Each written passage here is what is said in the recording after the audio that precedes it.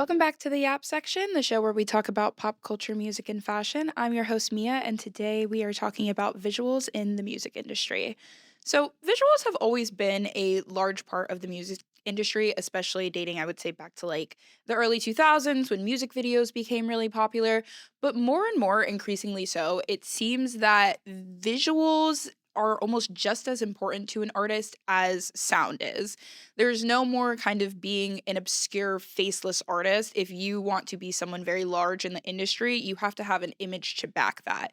And more it seems that finding your look is the Willy Wonka golden ticket for these artists. Some like really good examples of this would be Zara Larson running with that dolphin meme and having rebranding on this whole beachy aesthetic.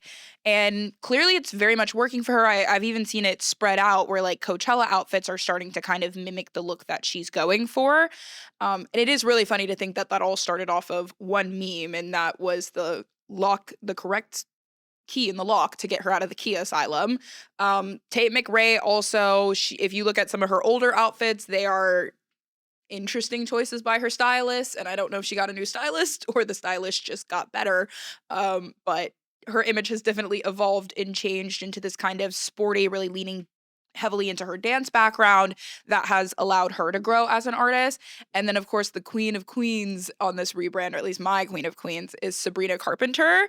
And seeing her through these different eras, I've been a fan of Sabrina Carpenter since, if you know, you know, can't blame a girl for trying. Like back when she was still on Disney Channel and Girl Meets World.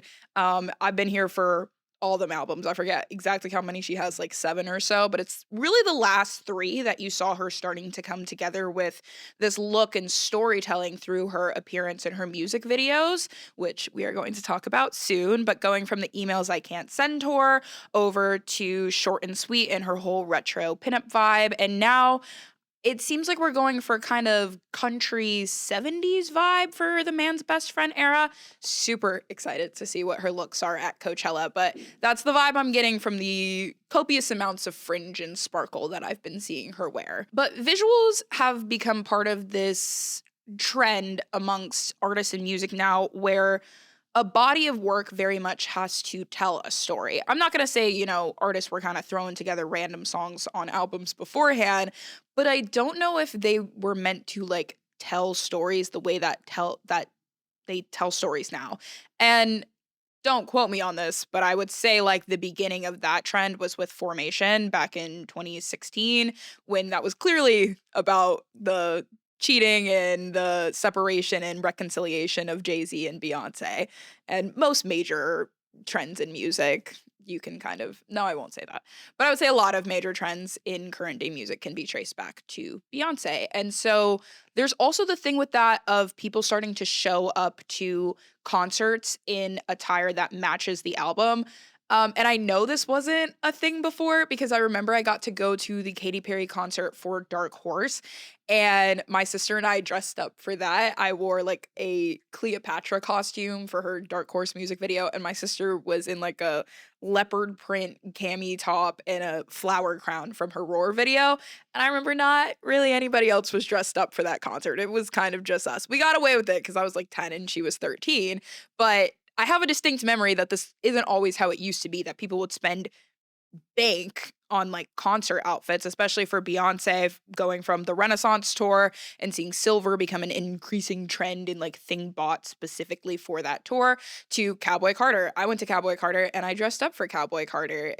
It was a lot of fun. And I think it's a fun thing to do for these concerts. But I think, again, it speaks to how the music industry moves now. That wasn't really a thing back then because, who was going to see the outfit except maybe your families that you took on Polaroids and some grainy ass digital camera. Now people post about every concert that they go to on TikTok and Instagram and YouTube, and what they wore is a huge part of that story of them like going to the concert. Another prime example of how important the quote unquote visuals are to the music industry is the whole controversy kind of going on with Cat's Eye and Manon having her exit or not exit, still to be determined. But a lot of people are talking about how if she leaves, they really won't listen to Cat's Eye anymore, because a lot of Cat's Eye's music, or at least the ones that have gained the most traction, is sorry, Cat's Eye. And I think you girls know it. but it's fine because you're hot and you can dance. So you can talk about eating zucchini, eat zucchini because we're all mesmerized by the way that your body moves in those really nice outfits. But Manon specifically, I haven't watched the whole documentary on how Cat's Eye was formed, but I know a little bit about it because I live with two people who are obsessed with Cat's Eye. And she was flown out, like specifically handpicked because she was the visual. Like that was always meant to be her role. They didn't pick her because she could sing like Ariana Grande or Whitney Houston. They didn't pick her because she could dance like Britney Spears. They picked her because she was the visual. And so what's going to happen to Cat's Eye when you lose the anchoring part of your visual? And I've also had debates on whether or not, if Manon leaves, it might just be she wasn't cut out for fame and like she's gonna go do other stuff now, but it's also possible she might be leaving to become a solo artist. And my hot take opinion is I think she could make it as a solo artist because she is the visual. And everyone's like, well, she's clearly not the best singer or the best dancer. It doesn't matter.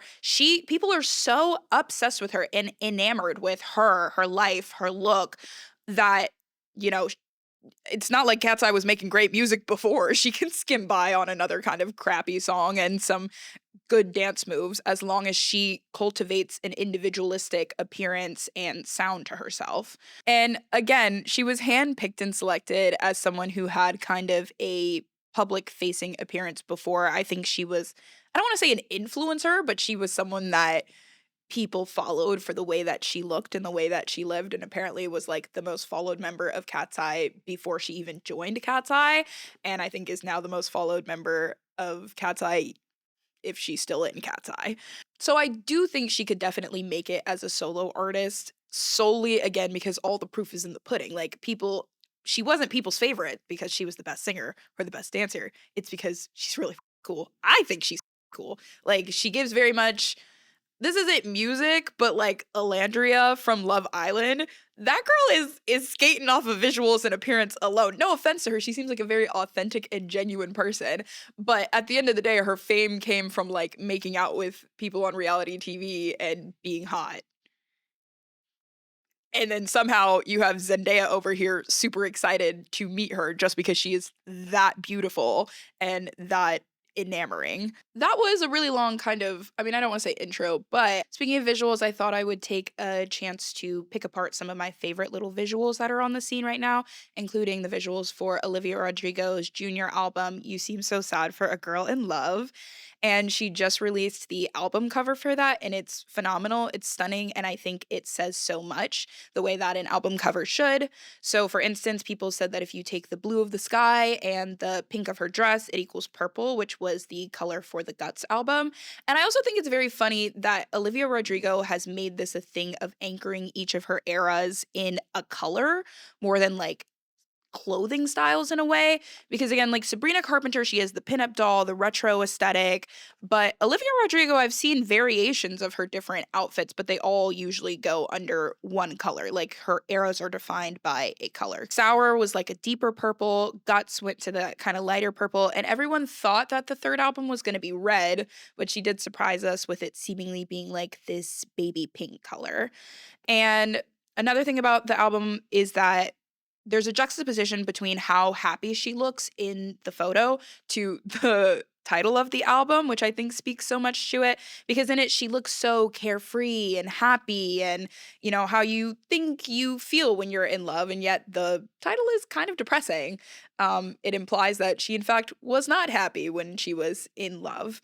And the way her feet are kicked is it's like one is in the clouds and then one is not.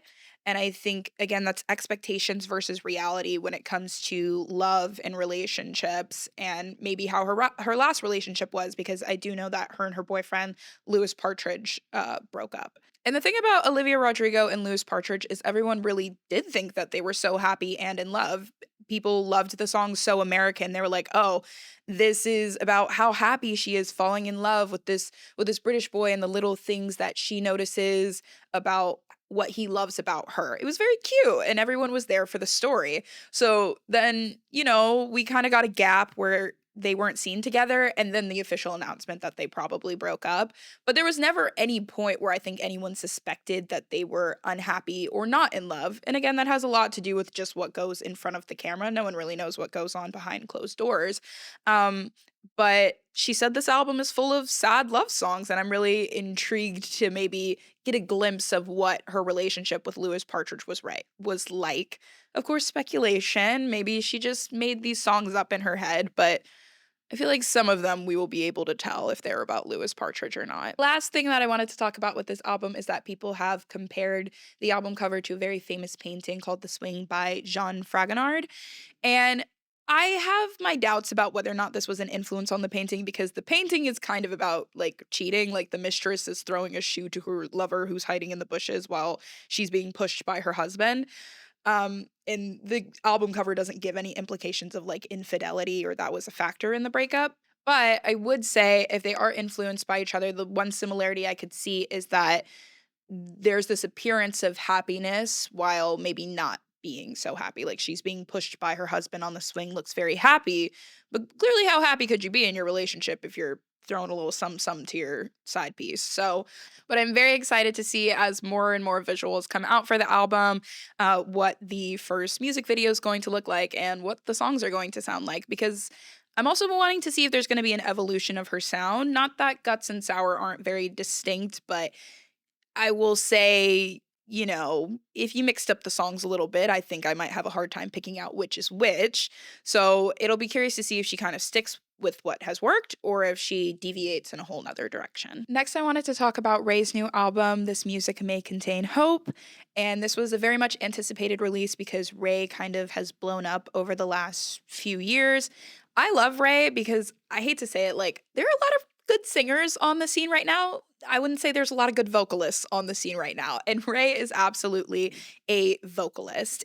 And what I love so much about her is she's very much leaned into this dramatized imagery in her music videos, in her looks. It's all very classy, very elegant, kind of old school and nostalgic, but different from old school nostalgic in like the Sabrina Carpenter way. I would say Raye leans more 20s lounge singer, and as she should, because again, she has the vocals to match that, fortunately. And so she's released two music videos for the album, Where's My Husband and Click Clack Symphony, and I went ahead and watched both to see if there was any common imagery throughout both of them that also matched her album cover, which is also stunning. And something that I found really interesting, and not that I think this has any deeper meaning, but just something really fun for her, is she has the old school Looney Tunes outro and intro in the beginning and end of each of her music videos. And again, really pushing forward that kind of retro, elegant narrative while still being kind of fun and kitschy in a very Raye way, because Raye sings serious music. A lot of times it doesn't seem like Raye's a very serious person, and I don't mean that in a derogatory way. She just seems very kind and funny. And so even people were kind of complaining about some bad CGI in the Click Clack music video where she's hanging onto a music note and flying across in the background is low budget tea, but I almost think that kind of adds to it. Like, if we're going off of Looney Tunes and this old school kind of TV show, they didn't have good CGI back then. What they did have is the crappy CGI that Raye has in the back of there. And that music video was super cool because she's having a lot of fun between playing with black and white imagery and then like pops of color, specifically more often than not red. Same thing in Where's My Husband? She starts off in black and white, and then throughout the music video, there are pops of colors that come in and out of the video. This really works for her though, especially when you take into consideration what her music is about and this album is about. And the album goes through seasons, and a lot of it has to do with like fighting or coming out of depression and mental health issues. And I think that's kind of the gray that seems to be a theme throughout the imagery for this album. And then in the corner, you kind of have this box that she's pulling open with a rope with this heavenly light shining through. And again, I think these dark clouds and this grayness that seems to permeate throughout all the images in that have been released so far in her music video and now the album cover are her struggles with addiction and mental health issues. Then you have her in this pop of red, which I think, plays into the whole hope thing, this bright light against these dark backgrounds. Click Clack was a song that really highlights all of this because it's speaking about her trying to fight and come out of this like hole in depression. And there's clear symbols and imagery of her being in depression with her like sinking into the couch or being attached to the wall by it looks like spider webs or something. And then the click click clack is the sound of her girlfriends all coming to like help pull her out of the house and pull her out of the depression. And they're all in very, bright colors. And then there's just one scene that I really, really liked where they're climbing up this doorway and they're using like their heels to scale it. And again, the heels are a pop of color in that music video. And I think that speaks to about how community is one of those things that really helps you out when you're trying to come out of dark places and dark mentalities. Excellent album though, as dramatic as the album cover is, it also matches the songs, which are phenomenal. Raye loves an orchestral sound and brass pieces, which I also prefer in music. I think brass is a very underutilized section of instruments in music. And something else that I just want to like throw out there, this doesn't really have to do anything with the imagery, but I think she is one of the best people in the world for her final song just being a roll credits of all of the people that helped on the project. And I think that just shows how grateful she is to be where she is now because Raye has a lot of lore and history that we won't get into about struggling with her label and then becoming independent. And then that's when she kind of really started to take off because she had more control over her image and her visuals and how she wanted to narrate and tell her story. And now I do believe she has been re signed, but it is clearly with a company that understands her better and allows her to do what she needs to do to make her music a success. Because, I mean, who else is going to understand the music better than the person who made it? And finally, I have to close out with my girl Sabrina Carpenter's new music video for House Tour. I would call this, in summarization, high fashion robbery. She has Madeline Klein and Margaret Qualley and her all cleaning out a house for the, I think it's like Pretty Girl cleanup crew. And the costumes are fabulous. The set is fabulous. I would also like to point out, I haven't seen anyone mention this about the set. There's a part at the end where it zooms out and you can kind of see the whole house. And that house looks almost exactly like her house set for the short and sweet tour. There's like a round bed on it. But the music video was a lot of fun with a whole bunch of little Easter eggs within it. Something I haven't seen anyone mention is that the house set looked a lot like her house set from Short and Sweet. They zoom out and you can see like the bedroom with the big round bed that's very similar to the one that she used for the bedchem outros for that era. And I think maybe this also might be a nod to saying goodbye to the Short and Sweet era as we enter the man's best friend era. Some of the other little Easter eggs that I really loved were nods to some of her other songs, including a Mona Lisa painting. And a lot of people were like, what does this mean? It means you haven't been a fan as long as the rest of us because she has a song named Mona Lisa. She steals the Grammy off of the mantle at some point. Some people are like, is she making a thing about being snubbed at the Grammys?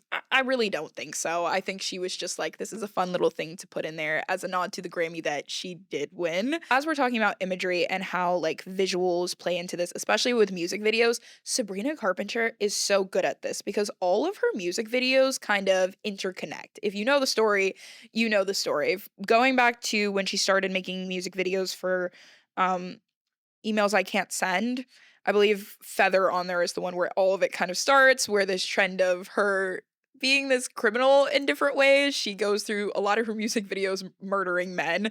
In Feather, she murders Milo Manheim. And then in Manchild, I believe she hits someone with her car. And Espresso, I believe she hits someone with a boat. And that is implied at the end of Please, Please, Please that she kills the character that Barry Keoghan was playing.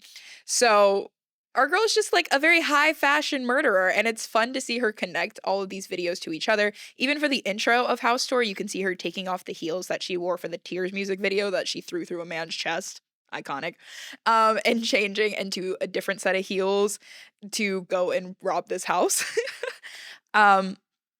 And she does all of this under this perfect umbrella of like this retro imagery, but without it ever being stagnant.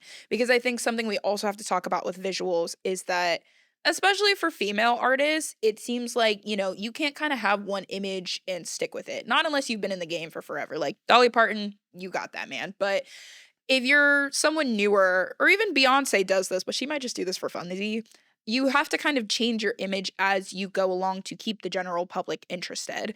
And so we've seen her go again from the emails I can't send look to the pinup doll pixie for short and sweet, and now to this kind of country esque fringe vibe for man's best friend. And it's working. People are talking about what she's wearing, what hair she even changed her hair. Like, who would think that as a music artist, people would care that much about changing your hair? But we do. And it's super important to her image to tell us when she's leaving one thing behind and entering another era, really help the audience know like, okay, we're done with this era, we're moving into the next era. That's my take on it. Don't forget to like, comment, and subscribe on Instagram, TikTok, and YouTube, and I'll see you guys next time.